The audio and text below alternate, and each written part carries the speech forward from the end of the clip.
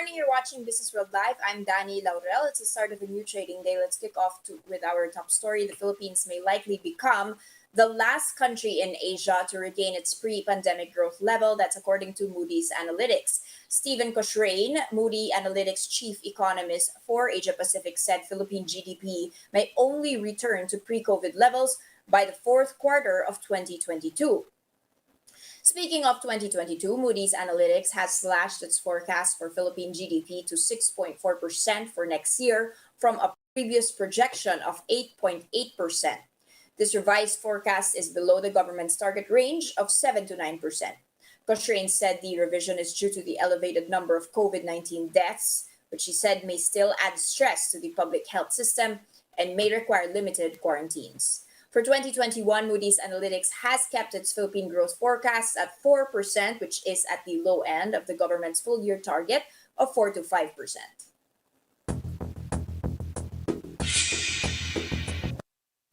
Kicking off the markets report with a virus update. You can see that on my terminal here. Singapore is having also some issues there, setting another record for daily COVID-19 infections. You've got Macau closing gyms and bars to stem the spread. China is now the last holdout, wherein they were still pursuing a zero cases policy. On the downside, you've got the death toll over in the United States in this year so far, it's still October, already surpassing the number of deaths we saw in 2020. But on the upside, in Israel, the cases are dropping now that they have received the third dose. Speaking of doses and boosters, J&J seeking a U.S. clearance for a booster of its one-shot vaccine, AstraZeneca seeking emergency approval for an antibody cocktail, and European regulators are considering an accelerated review of Merck & Co.'s experimental antiviral pill. Now, here on the Philippines, they did mention we will be taking longer to reach our goal of 70% fully vaccinated. The officials say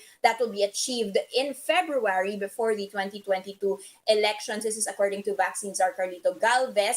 But half of the population will be fully inoculated by the end of the year. We will have had 160 million vaccines delivered within the year. But we are lagging. Compared to our peers in Southeast Asia, we have only 23% of the population fully vaxxed compared with, for instance, in Malaysia, 63%.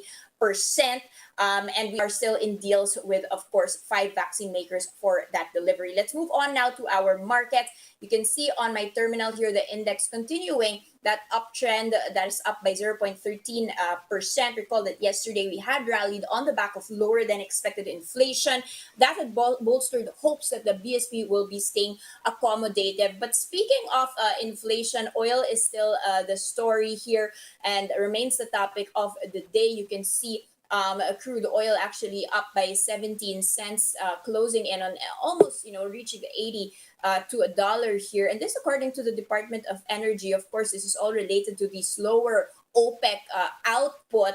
Secretary Cusi of the DOE has now urged oil firms to comply with a minimum inventory requirement of 15 days worth of petroleum products. Refiners required to keep a minimum inventory of 30 days worth of products because of the high demand and, of course, lack of additional supply, which is also pushing not just the oil prices, but also increase in general transport prices and inflation towards the end of the year. You can see Petron, our only refiner here, up by 1 8/10%. Let's pull back the 3-day chart so we can see, how all of these OPEC woes has moved Petron. They're up by 10.6% in just the 3 days of trading at 3 pesos and 47 centavos. Now it's time to take a step back and understand the traders' outlook on the markets here. We have with us today Ron Acoba. He is, of course, the founder and chief investment strategist of Trading Edge. Good morning, Ron, and welcome to the broadcast. Good morning, Danny. Thanks.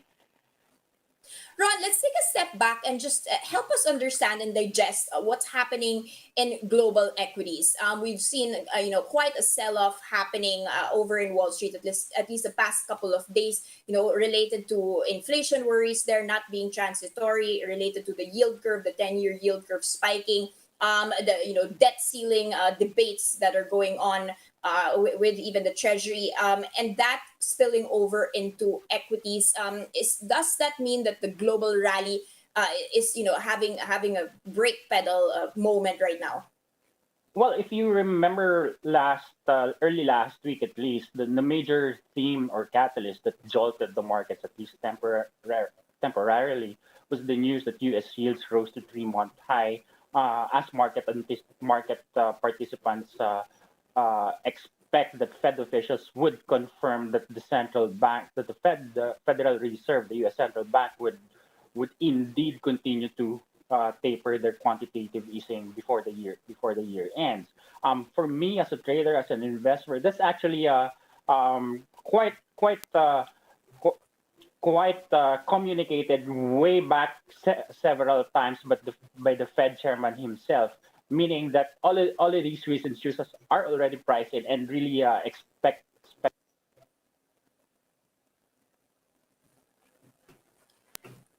Sorry, Ron, I'm losing your audio here. Can you kindly check your audio?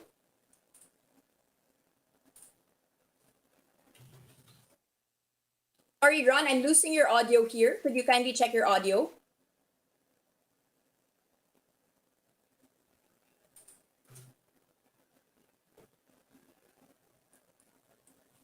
Okay, I think we lost Ron for a moment here. Let's just take a quick second for him to unmute himself. That does seem to be the case. All right, let's move first to the markets and see our movers for the time being. You can see on my terminal here the players for the first 8 minutes of trade. And interestingly, we've got two of the telecom players up, PLDT up by 2.8% and Globe up by 2.12%. On the downside, ICTSI and Jollibee Foods sitting out this rally together with the other telco player Converge, which is down by 0.6%. We will see whether we can get Ron Acoba back on the stream here. Meanwhile, let's go straight to our top stories and check in on the biggest headlines.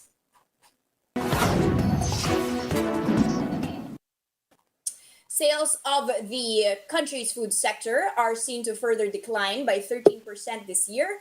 This happens as consumers remain hesitant to return to restaurants amid the spread of the Delta variant. That's according to the U.S. Department of Agriculture.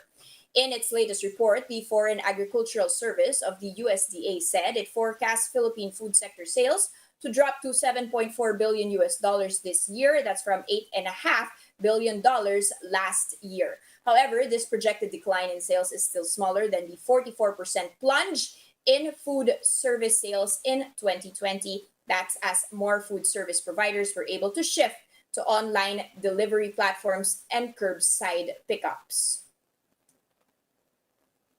Now, the Philippine Stock Exchange is warning investors against blockchain schemes, saying its name is even being used to solicit investments from the public. In the recent circular, the bourse operator said it received reports that an individual has been going around representing herself as a member of a PSE team for blockchain digital currency. The individual is soliciting investments and inviting people to create an account through the supposed project team's website. According to the PSE, the individual is going around guaranteeing investors hefty returns of 20 to 30% or up to $2,000 a day. The PSE reminds the investing public to exercise prudence and due diligence in dealing with social media accounts that offer investments and represent themselves as employers or agents of the exchange.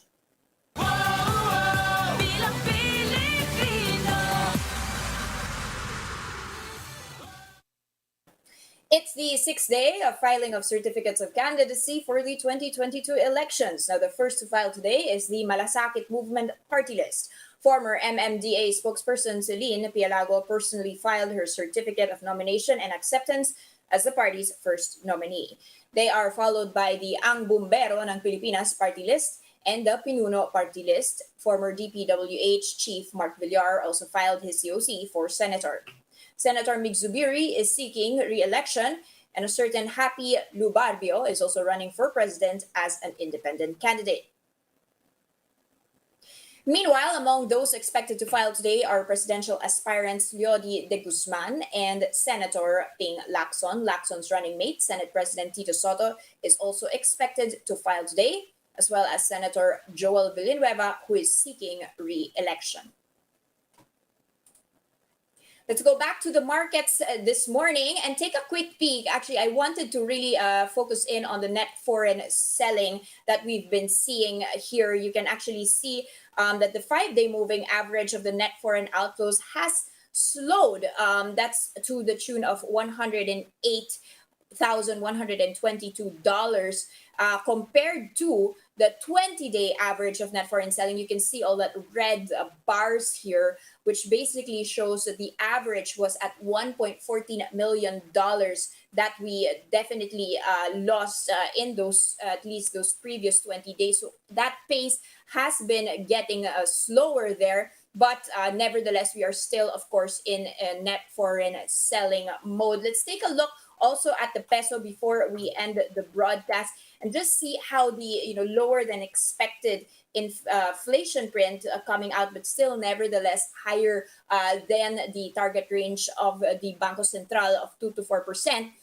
It's affecting the peso and also, of course, the oil story, which is strongly related to inflation and strongly makes the peso very very sensitive here. Another issue affecting the peso is of course the strengthening dollar that has been moving further along.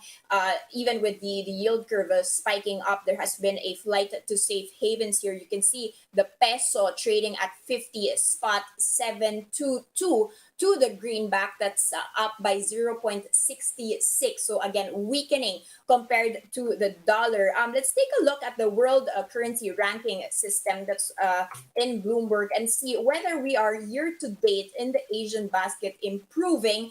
We are still 9 spots below in the Asian basket. You can see us down as a currency by 5.32% when it comes to spot returns. But we're not the worst here. But this, of course, comes as we were the strongest in Asia in 2020, despite the fact of course, being in a lockdown. Taiwan and the South Korean won, together with the Japanese yen, are still weaker year to date compared to what they saw in 2020. And that's the first look into the business day. Today is Wednesday, October 6, 2021. Catch Business World Live for the market close. It's at 3:15 p.m. today. I'm Danny Laurel. Mask on, wash hands, stay safe, Philippines. We are One News.